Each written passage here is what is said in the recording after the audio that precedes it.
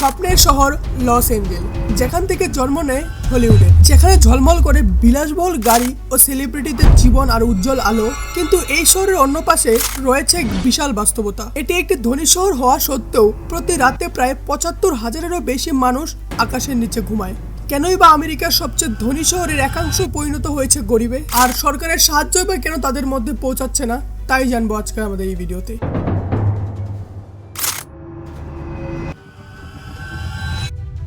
Loss Angel মূলত মার্কিন যুক্তরাষ্ট্রের ক্যালিফোর্নিয়ার একটি বড় শহর, কিন্তু এই আলোর শহরে একটা এমন জায়গা আছে যেখানে রাতে মানুষ ঘুমায় রাস্তায়, টেন্টের নিচে বা মাটিতে প্লাস্টিক বিছিয়ে। এটা একটা শহর যেটা স্বপ্ন বিক্রি করে কিন্তু হাজারো মানুষকে ঘরহীন করে ফেলে। প্রতিদিন সকালে লস এঞ্জেলের রাস্তার পাশে দেখা যায় হাজারো মানুষ যাদের কোনো ঠিক ঠিকানা নেই। তারা মূলত বেঁচে থাকে ধোঁয়ার মধ্যে, আবর্জনার পাশে আর পুলিশের নজর এড়িয়ে। ২০২৫ সালের হিসাব অনুযায়ী এই শহরে প্রায় ৭২,০০০-এরও বেশি লোক যাদের কোনো ঘর বাড়ি নেই। কারো হয়তো বা চাকরি চলে গেছে, কারো বাড়ি নেই, কারো হয়তো বা পরিবার নেই, আবার কেউ সদ্য জেল থেকে বের হয়েছে।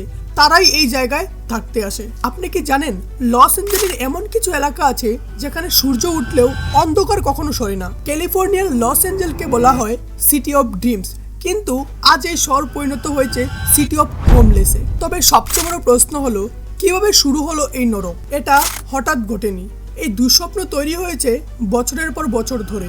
লস এঞ্জেলের সব থেকে বড় প্রবলেম হলো এক্সপেন্সিভ লাইফস্টাইল, কেননা ওখানকার একটি অ্যাপার্টমেন্টের ভাড়া প্রায় $২,০০০ উপরে, এবং যারা নিম্নয়ের তারা এর ফলেই রাস্তায় এসে পড়ে। কোভিড মহামারীর পর যারা চাকরি হারিয়েছে তারা কেউ আর দ্বিতীয় সুযোগ পায়নি, যার ফলে বেশিরভাগ এমপ্লয়ি এই জায়গায় চলে এসেছে। সরকারি সাহায্য তাদের উদ্দেশ্যে আসে কিন্তু তাদের হাত পর্যন্ত আর পৌঁছায় না। এর মূল কারণ হচ্ছে কারাপশন আর পলিটিক্স।